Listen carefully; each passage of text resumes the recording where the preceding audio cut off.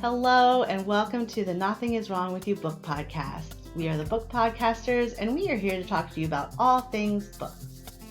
And before we get started today, this is our last episode for 2025. And as always, we go into our best of. But before we do that, we are going to share what we're currently reading. I'm going to pass that on to you, Colleen. It's not fair because I just finished this morning, but I'm going to count it. So I just finished reading A Guardian and a Thief by Megha Majumdar. She wrote A Burning, and I really, really loved that book. And I didn't realize I don't think this was an Oprah book when I asked I'm reviewing it for World Lit today because I wanted to read it. And it seems that it is now an Oprah book club book as well, which I'm kind of pleasantly surprised by.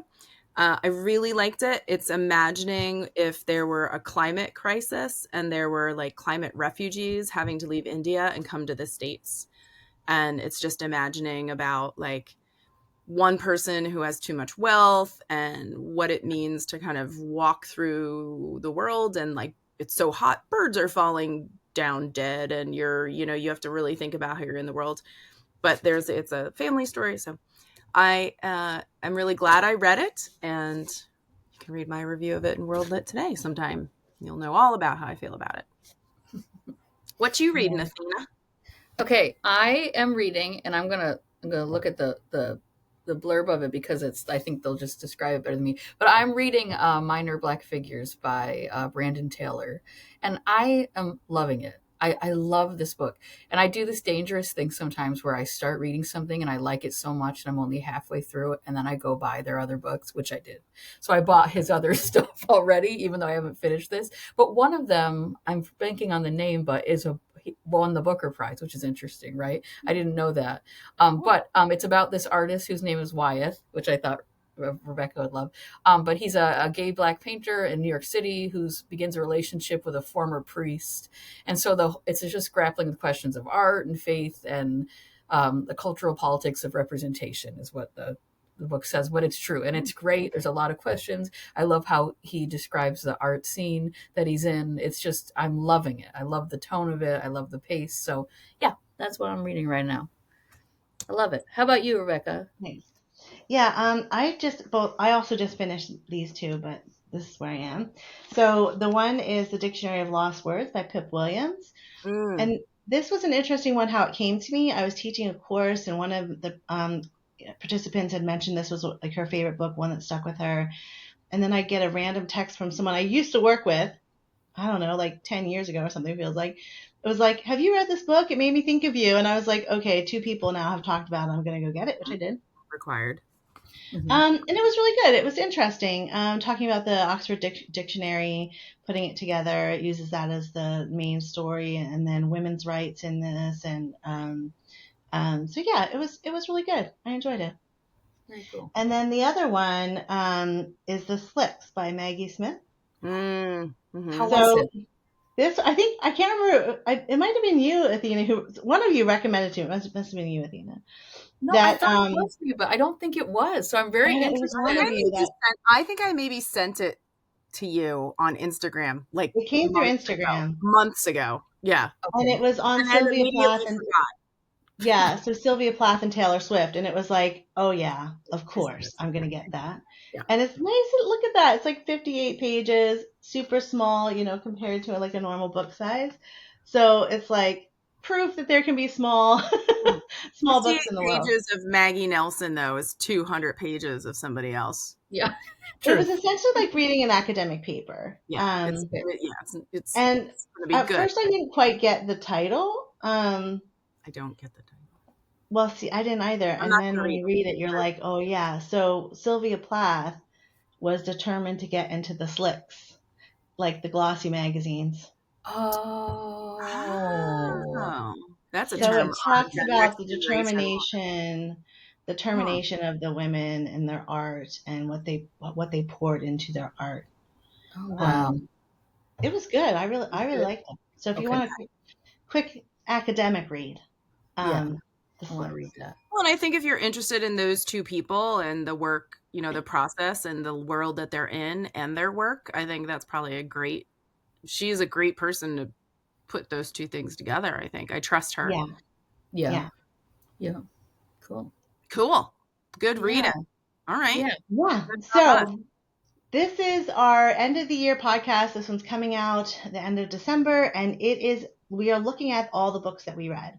And so we all have our little journals where we keep our books that we've read for the year and marking things down. And I know when I went through mine, I kind of looked through everything that I read for the year, picked the ones that got the highest stars or little hearts next to it. And so just a caveat here, these are what we read in 2025, not necessarily what came out in 2025.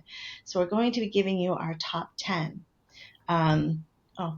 So over to you, Colleen. What were your top 10 for the year? This is a challenge, and I'll hold up mine. I do have the same one Rebecca has because she gifted it to us, but only special books get written up in that reading journal. So I also have my little, I think Rebecca also gave me this notebook. I love that. I think Rebecca gave me the sticker. I did, yeah. Holding up, and maybe this one too.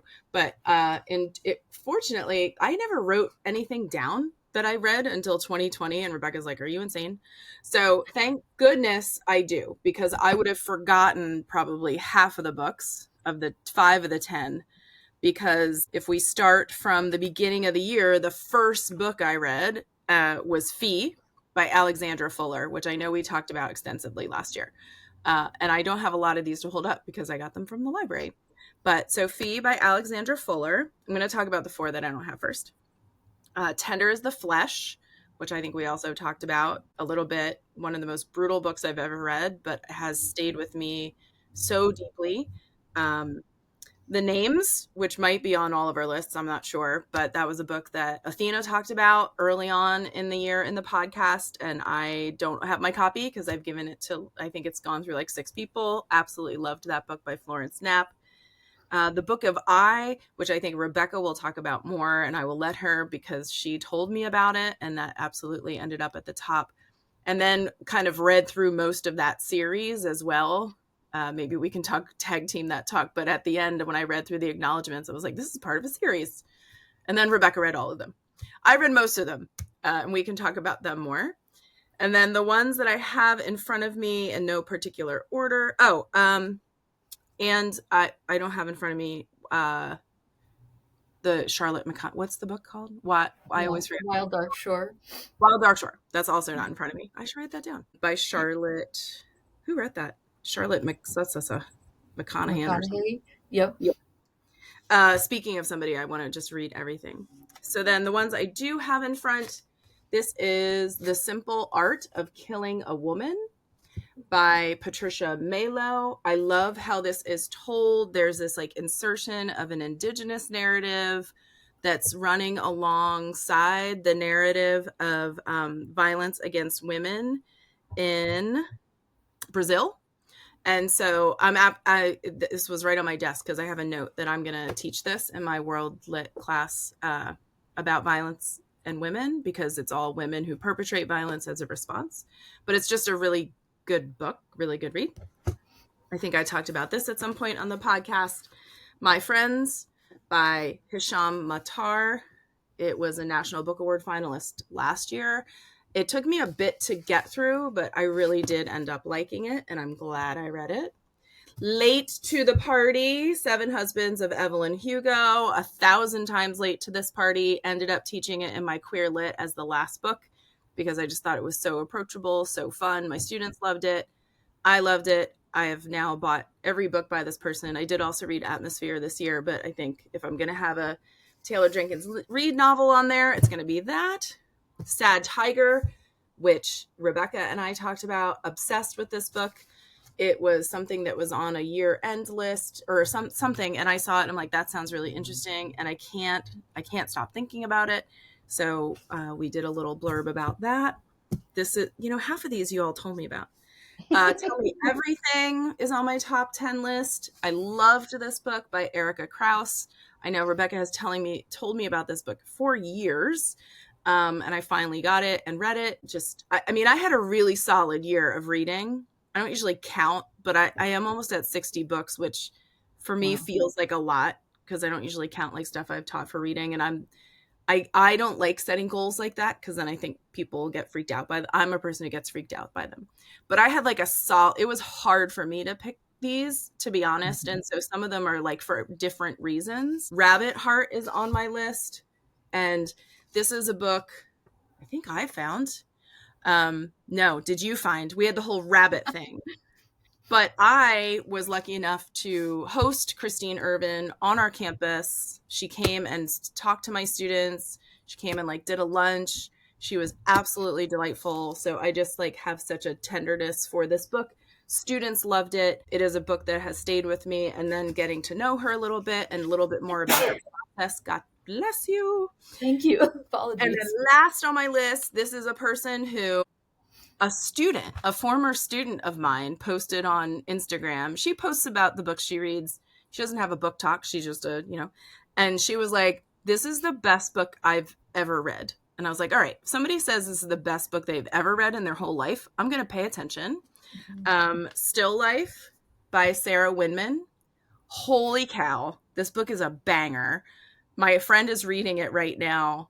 And she's like, this just happened. And I was like, you have such a journey. This is the book where you stop with 20 pages left the night before because you don't want it to end. And I just bought her other book, Tin Man, which I've never read. But speaking of like books you read and then you're like, I want to read everything this person has ever read. So those were my 10 that I kind of want to send out into the world for different reasons.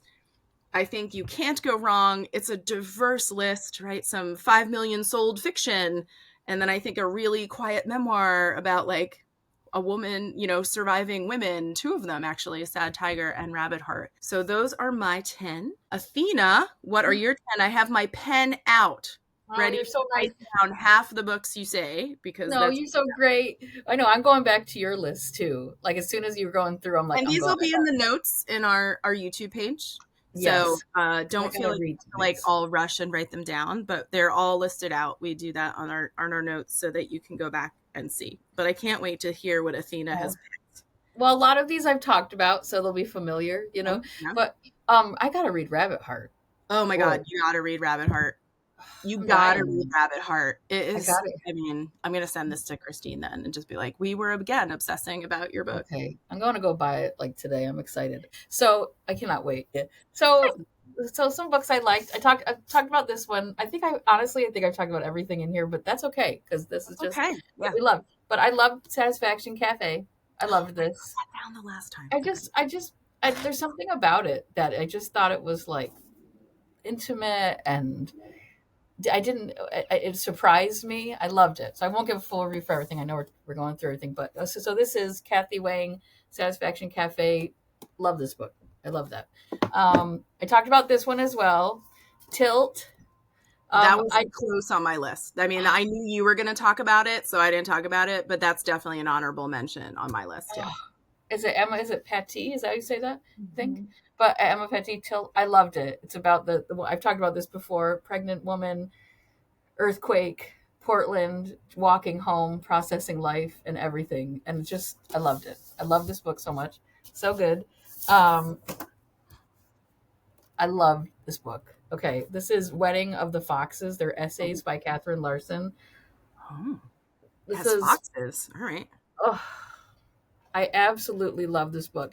It was one of those books for me that I was, like you said, I was sad when it was near the end. And then I looked her up and she's mainly done, like, she has a collection of poetry called Radial Symmetry.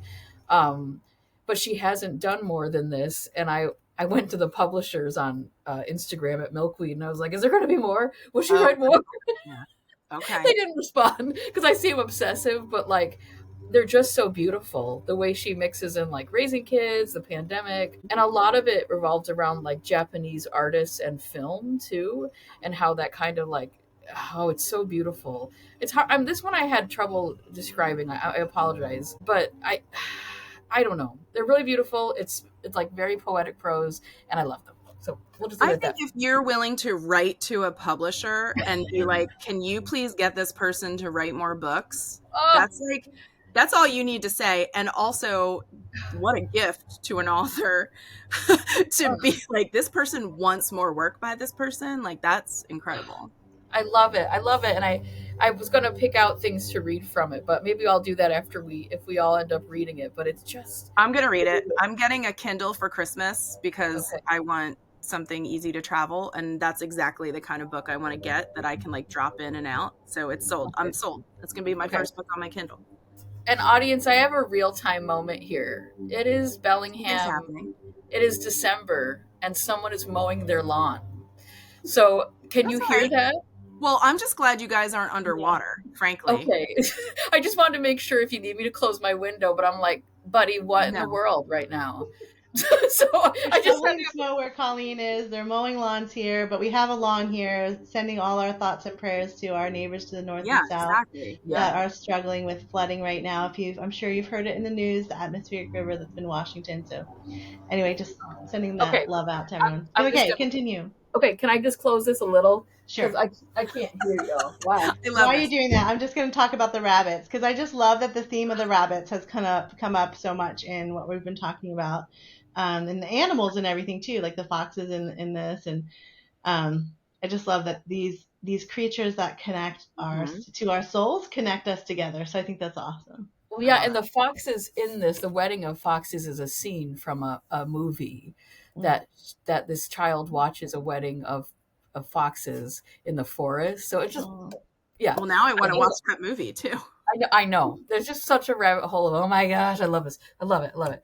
Then I See You Called In Dead. Not normally something I'd put on like a top 10 list for me, but there's something about it. There's books you read that you need at a certain time. And this one filled that for me. Like, it was just, the tone was like what I needed. It was light, it was funny, but it also, like, it discusses a lot of important big things within that. So I love that. That was great. So I See You Called In Dead by John Kenny. I love that book. I needed that this year. Thank you, John. I appreciate you. I love this.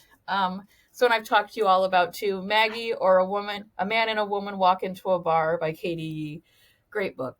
That got my top 10 because it just was one of those that I was like, this is exactly what I wanted it to be. I love this book. Really, you like good. that? Yeah. Loved it. That was good. This was one of my favorite memoirs, was Awake. I liked that by Jen Hatmaker. It surprised me how much I liked that. I was just like, oh, okay, I didn't expect that from her and her background, but I thought it was very honest, and it really got me thinking about what we expect in relationships and marriage, and I love that one. Oh my gosh, I talk about it endlessly, on repeat. I loved Heart the Lover. I loved it. There's something about this that was just kind of perfect to me. I know I'm saying that about every top 10 book, but seriously, that's on a lot of lists. Beautiful. I mean, a lot of our books are on a lot of lists, but that one I'm seeing like repeated on a lot of year-end lists. I love it. I didn't realize till we just talked recently, Athena, that it's kind of connected to her other book that I loved. So wait, there's another book? Yeah, The Writers and Lovers. Perhaps this one, Writers and Lovers by Lily King.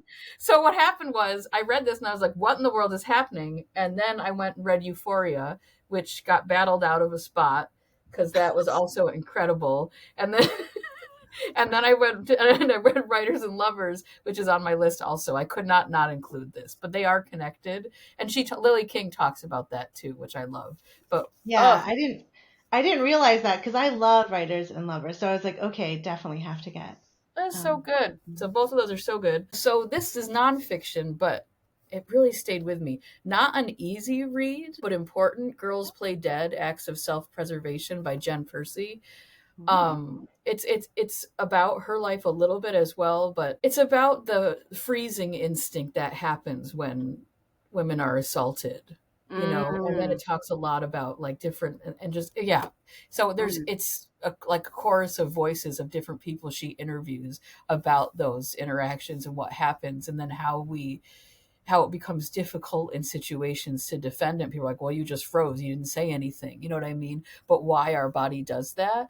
Really powerful. Again, not easy, but really important. And I loved this book. So, and I felt very lucky because I had it on my list and then I found it in the advanced readers. So Wild Dark Shore was also on my list, but I knew I thought there might be others. I read everything she writes. Ever since I read her first one, I was like, I will not miss when she puts out a book. I I'm going love back. Charlotte McConaghy. Yeah. I I'm love gonna her be stuff. back. And it's interesting they call it climate fiction. Sure, whatever it is. I know. I'd never heard that until her. Sure, I'll Yeah. take it. I just love whatever she writes. I like the feeling in it. It's kind of dark and it's beautiful. I love it. And then my last one was Companion Piece by Allie Smith because it led me to her quartet, her seasonal series, which I also loved. And I had trouble picking between that and this, but I picked this because I was looking at a shelf at a independent bookstore, and all the other ones that person had picked, it was like the staff picks. I loved, so I was like, I'll try Companion Piece, and then it led me to her other work, which I'm now obsessed with. So that is my list. Sorry if I took forever. I love you all. Okay. Rebecca, what about you? That's awesome. I'm going to commit to reading those. I'm on sabbatical in the spring, and I think I need to. I'm a failed reader that I still haven't gotten to those, because those are really, they just come up over and over. Everybody talks about those books, and I have them all, except Companion Piece. Should I read that first? Should I read Companion Piece first? Well, that was written after to go with those. So, I mean, you can read them in any order. That's what's interesting about all 5 of those. Okay. But technically, it was afterwards. It's like it was supposed to be a companion piece to the 4. Okay. So, yeah. Yeah, and I read mine all different ways as well, just however I got them. Okay, so for me, what's you? Again, you got? In no particular order, but the first one on my list is Kristin Hannah's The Women. In like 2000 to probably 2010, I read everything and anything about Vietnam. And so it was interesting that this, in that time period as well. And I love how Kristin Hannah takes you through lives. And this was just one that really stuck with me to the point that I actually listened to it and then I bought the book. So that's usually an indication to me that I really liked it, that I now have to own the book after I've listened to it. I also have Rabbit Heart.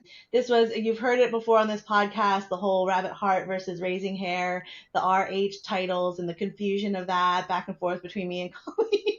But I picked up Rabbit Heart, she picked up Raising Hair, and then we switched. But I loved this. This was also one that I've listened to, and then went and got the book as well. So she does such a great job dealing with really difficult life things, right? Like her mom was murdered and like a whole bunch of other stuff. Like so good. Great. So good. Haunting. Great bringing you into that space. And then Blackwood's Blue Skies by Eowyn Ivey. Yeah, that's on my list too. Done. Oh my gosh. Like I cannot stop thinking about this. The bear in the woods, the conversation of the bear in the woods. Oh my gosh, just beautiful, beautiful, beautiful. Loved it. Look it up. I don't cry at books, and I know we talked about this before. I don't cry at books, and I cried at the end of that. I remember, I think I texted Rebecca. I was like, wait, why am I crying? Like, what is happening? How am I crying right now? Like, not, I mean, I don't cry, but like, teared up. I had a feeling. Yeah. I had an emotion. I don't like feeling my feelings. That's huge. Eowyn Ivey, you have proven that Colleen has feelings. I don't like to feel my feelings, and that book made me feel my feelings at the end. And I'm not going to say what happens, but if I would tell you in an elevator the thing that made me feel feelings, you'd be like, okay, well, none of that makes sense. But I want to read that. Okay. Oh, you didn't read that, Athena? No, that's like I haven't read that. Right up your alley. I'm excited. I love that writer. Oh my gosh. Okay. That's a must read. No, that one's written That was on my list. I forgot to write it down. Yeah, that's because I got that from the library too. And then we've been talking about Allie Smith, but I did, and I counted these as one because I know we did God, you guys are just trying to shame me. No. I don't. This was again. I don't have fall. I don't have autumn or fall or whatever it was because once again I listened to these and then I went out and bought them from our local used bookstore because I was like I need these. So I need to get one more to complete my list. And then because I did also, like you, Athena, started with Companion Piece because we were talking about it and I listened to that and then I went and got all the rest of them. The other one I have on my list is All That We Own is Cut Out and Then Known by Shiloh Kinno. This is a book from Aotearoa. You can get this here because I actually bought it in the U.S. So good. Her storytelling is so relatable. It's in the now, the methodology, like text messages and things like that. And then all the things we're dealing with, settler colonialism, gender identity, like all of this stuff is in this book. And it was amazing. I loved it so much.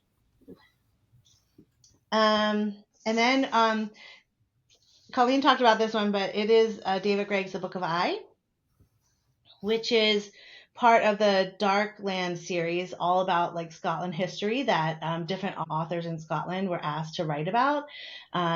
And I've talked about this in my own podcast. I think I've even talked about it here. I just love this book so much. And how it came to me randomly, I saw this book sitting like this on a bookshelf in the bookstore when I was running in to get something else. And I just stopped and was like, oh, and ended up buying it. That book is a delight. That book is a delight. I have never read a story like that. It is an absolute delight, and it's crazy short. All the books in that series are super short. I thought they were all good, the ones I read. So if somebody needs like a short series that they want to go to that are not connected other than Scotland, but the retelling of Lady Macbeth is really good as well. So high praise for that coming from me as well. I can't wait. Oh my gosh. It's so good. It's so short too. I love short books. Yeah, exactly. Yeah, and that's why I've read all of them. Even when I'm in another book and the next one comes in, and I just read it because I know I can get through it. And yeah. So I also had Sad Tiger on my list. We've talked about that.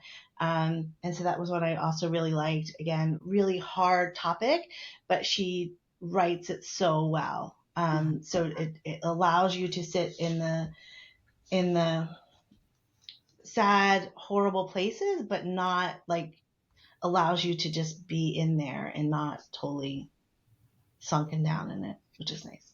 Yeah. And then I have 3 that I don't have in book form that I listen to. The River Has Roots. That's one I gave you, Athena, I think. Yes, I have it downstairs. It's beautiful. Yeah. Okay. I love that one. Yeah. And listening to it, I think I told you about it too, Colleen, because I was like, this is one that you probably listen to because it's all about this, like the fairy world and the river and connecting to key trees. Oh, I looked this up. Yeah. It has a beautiful cover. Yeah. I don't have it. But when you're listening to it, you can hear the river like in the background, and like it's just anyway, I loved it. It's more like a soundscape. Like yeah. Cool. Okay. And that is also a very short book. So again, if you're into short books, the other one was The Blue Hour by Paula Hawkins. I love that book. Yeah, that was one that really fascinating. Mm-hmm. I love that. That was a star, but didn't make the top 10. But that was absolutely a star on my list. Yeah. Yes. I mean, it was really hard going down to 10 from how many like fabulous books I read this year. Same. And the other one I have is The Night Flowers. Yes. I listened to that one when we were in New Zealand, and that was early in the year, and the story still sticks with me. So it's like this, it's a crime, it's like a murder mystery type thing, and it's a librarian doing genealogy and a police officer, and they all have their own stuff they're dealing with, but then they're also trying to solve this. And then there's time, we move through time, ancestors, there's ghosts in here. Loved it. Cool. That's cool. Okay. I know. I want to read that. So those were my I have so many books already sitting here. I know. You have any idea how many books I have on my TBR pile? I cannot go and buy 10 more books that I just wrote down. And like honorable mentions, Bug Hollow. Loved Bug Hollow. Oh, you did? That you told me about. Like every time I leave the two of you, I feel like I just go down this amazing new rabbit hole, let's use that, of like other books that I didn't know about. And I love that we do that for each other. And I know that people have written to us, and we do that for them as well. And I just love that we're in community about this, that books bring us together, and how one of these books came from a kid I taught in high school, right? Like in 1998. And I was just like, I'm going to listen to them because I think it's so beautiful that books do this for us. And I know we all feel that way, but I just want to say it out loud. It makes me so happy. There's not a lot to be happy about. And I think it's just really nice that these things bring us together, like the Book of I, and then Rebecca and I go down these like Scotland books that I didn't even know existed. And then there's so many other books I read that had stars. And I'm like, nope. Like I got to get down to 10. I just am so pleased. Everything I read is like, no one's reading anymore, blah, blah, blah. And I don't know, like, I feel like there's so many books I want to read all the time. So clearly somebody's reading and somebody's publishing these books. So this leaves me happy and fulfilled and upbeat to talk about these.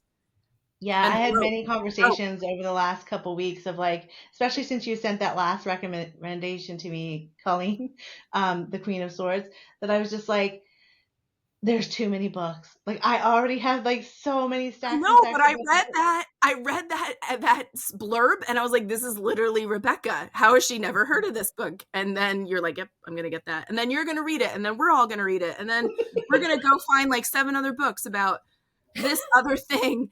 And all these books I bought, I mean, the pile is obscene. It's obscene in my house. I know. My husband always jokes that we're going to. My husband jokes we're going to have to test the foundation of the house.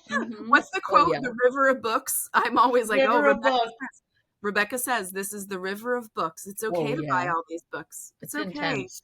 It's intense around here. I think I want people to keep publishing books. And so if I don't buy the books or take them out from the library and create a demand, then people aren't going to write them and publish them. So we gotta keep that river flowing. I just think it's amazing. 100%. Though. There's 100%. Gotta stop giving me so many books to read. I'm serious. Stop it. I know. I was super glad that I had read most of them, or like the 2 have talked up, or they're on my list. Like they're already on my library list. They're coming to me as like 10 new books, like the stuff Athena talked about. I know. I got a lot now to go research.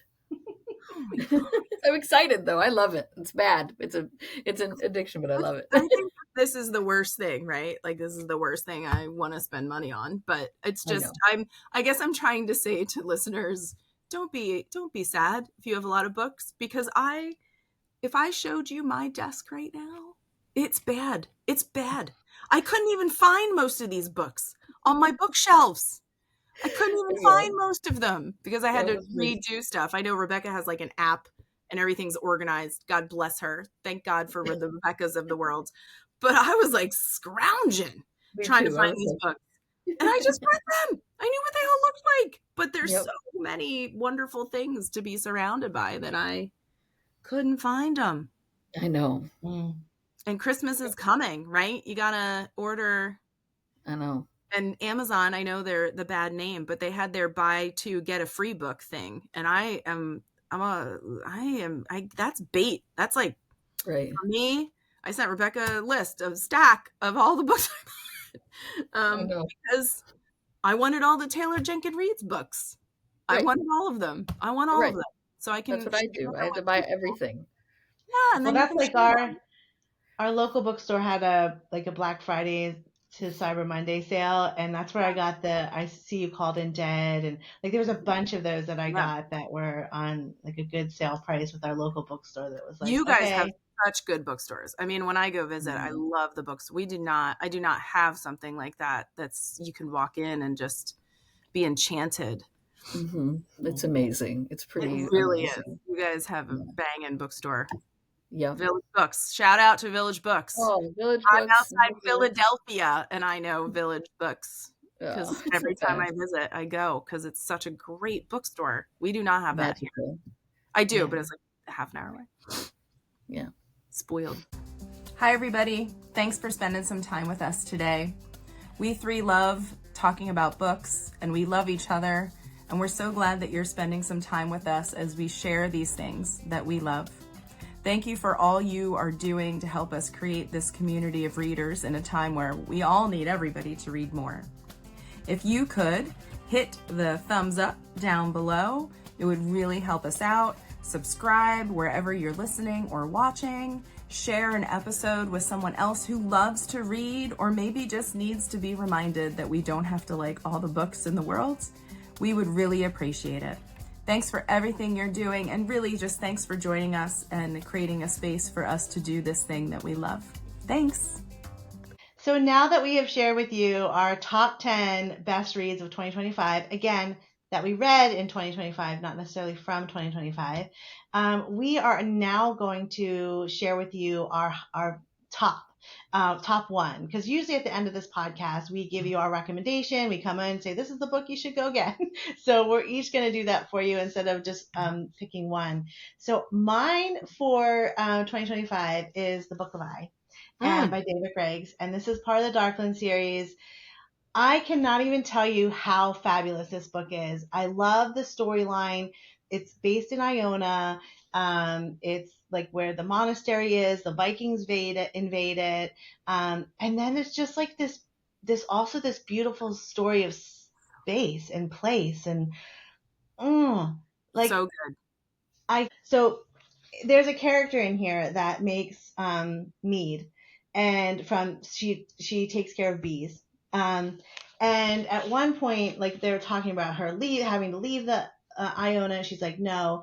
And then they talked about her brew, and she said, I makes the brew. The brew is I. And I is Iona, right? But it's also this kind of like I as in me and her, because she is one with the I. Come on, please. That book is so good. I mean, I will second go read that one and read the rest of them, and they're not going to be as good because the Book of Ivey is just perfect and exquisite, and they're all also really good. But that book, I feel like, is a gift you are giving to people by having discovered it and sharing it and talking about it. I've told people to put it on their Christmas lists. I don't have my copy because I've given it to people. I second that so hard. Gosh darn it, my wallet. It's so short. Just get it from the library. I got all Village Books has it. I got it from Village Books. And I got all of mine. I bought that one, but on my library system had all the others. They didn't have one. They got it ILL for me, but they are, I think, available because you're going to read it in a day. Okay. You're going to read it in a day. The Book of Ivey is just, I can't wait for like my friends to read it that like put it on their Christmas list. It's so good. Athena, what's yours? Oh my God, now I have to buy this. I know. I really think The Wedding of Foxes was by Catherine Larson. It was my favorite. I mean, anytime on the back, Rick Bass says it's like the writing of Annie Dillard and Rebecca Solnit, among others. Oh my God. I know. Are you kidding?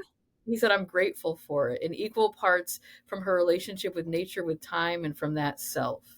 And like, just like, and I like that someone says too, she connects to her subjects in a manner that's fresh and daring, whether they be Japanese women writers or species on the verge of extinction. She doesn't just admire them from a distance as the other. I thought that was beautiful too. And like anytime you open it, it's one of those books to read that I'm like, rah. Like I opened it to a random page and she said, lately I've been having a reoccurring dream about being a cyborg with a glass aquarium implanted inside my chest. The dream started a few months ago when my mother had her stroke. In the dream, my aquarium is full of murky water, and when I unbutton my shirt and look at myself in the mirror, the light inside it glows green and my heart squishes against the black glass like a muscled dark fish. Like, I just like... I want a paragraph like that to come out of me so hard. Oh, please. Okay, I'll be meeting you at Village Books after this. I'm picking up our new book. Like, this is one of those books that I have to tell you, I loved it so much that when I saw it out in the new nonfiction display at Village Books and the stack of it, I was like, oh my gosh, thank goodness. It was like last year when I wanted to give out Orbital to everybody. Like I picked it up and I went around to booksellers at Village Books and I was like, have you read it? Have you read it? You have to read it. Have you read it? That's the kind of book you like want to turn the cover out so people can see it and it catches their eye. I just want to eat it. I want to eat it so I can always have it in. I want to chew on it. I like it so much. All right. That was mine. I just love this book. We're selling these for sure. Beautiful, y'all. Beautiful. Like there's so much. Yeah, beautiful. All right. How about you, Colleen? Wild Dark Shore. Best book I read this year. So good. McConaghy, so good. I can't stop thinking about the end. I can't stop thinking about the characters, the landscape, the ridiculousness of the book. Like, right, if you were in an elevator and like, what's this book about? And you would tell them and they'd be like, weird. And I've had friends read it after, I don't have my copy because it's passing around, and they'll like text me in the middle of reading it and I'll just be like, oh, just you wait. Like, it just, So good. it breaks your heart in a million little pieces in all the best ways. Every sentence is gorgeous. I have no idea how I ended up reading that book, actually. Oh, I think Amazon kept wanting me to buy it, actually. I don't know. Something was harassing me to read it. And did she write that book? It has the title Wolves in the title. Right. I think that's been on my wish list for a while too. So you said you read everything by her. So I'm going to get on the train. Migrations is gorgeous. I'm getting on the train. Yeah, she's going to be a writer that I read everything, but I don't think there's. If I had to pick a second, it would be Still Life. But I think everything is great that I read. But that book was. I stalk her Instagram to see when she's writing more. Oh, okay. Yeah, because I think you were reading it in one of our what are you reading right now, Athena? Right? Because that's how I got it on my list. I love it. I love her. Anything she does, I think she's just a beautiful writer. Well, but yeah, Colleen, that would be my fiction. I think Claire. Oh yeah, if we picked a fiction and a nonfiction, this would be a different conversation. But I feel like she's like Claire Keegan level. Sentence level writer. Yep. Yeah, and we've talked on the podcast about like really character driven like fiction, and the way like what sticks with you are the characters. And I think she did such a great job developing all of those in that space. Like, just gorgeous.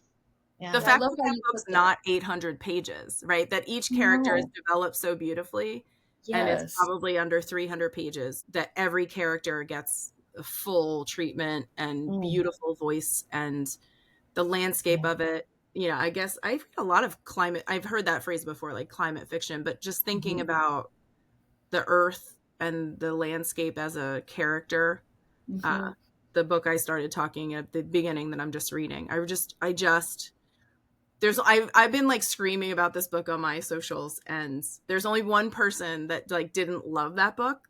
And I just think it was the writing didn't connect with them, but everybody else is just like, oh yeah, so good. Yeah.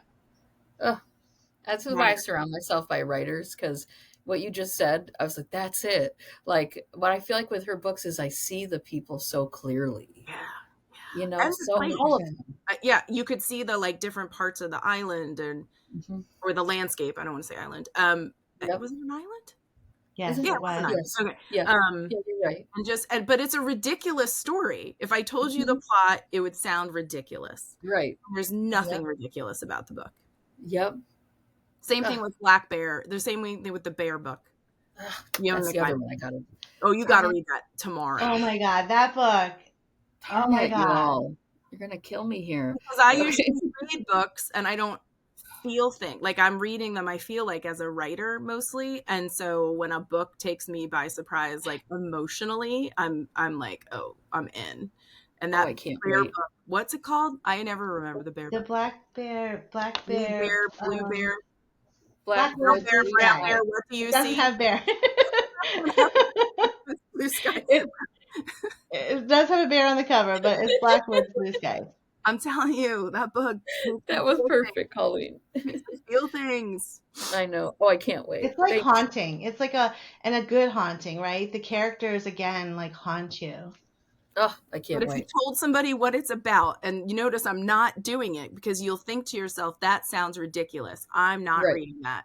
And I don't want anybody to do that because it is a stunning book. Book of Eye, same thing. I think there's a theme here actually, like kind of these things that people have imagined that I am willing to go along for the ride with them. They're really, the writing takes us there, and it's fantastic. Yep. It was a good year. I can always find 10 books I loved, but I really think this was a very strong year. And I don't know that many of our books are the ones that are landing on top 10 lists. I know. You're right. So we're doing the world a favor Yes, we are. So a gift to you, our audience, that you are hearing other books besides what everyone else is putting out there right now, that are deeply in character, beautiful storytelling, and really vivid descriptions that get you really connected into the stories themselves. So yeah, it was a good reading year for us, at least. And it was a good year to spend with the two of you. Yes, I love you 100%. so much. I'm Love so it. grateful. Love it. So grateful. Yes. Well, thank you everyone for joining us today. We hope that you had a really wonderful year of reading. We look forward to being with you in 2026 as we talk about the reads we're reading that year.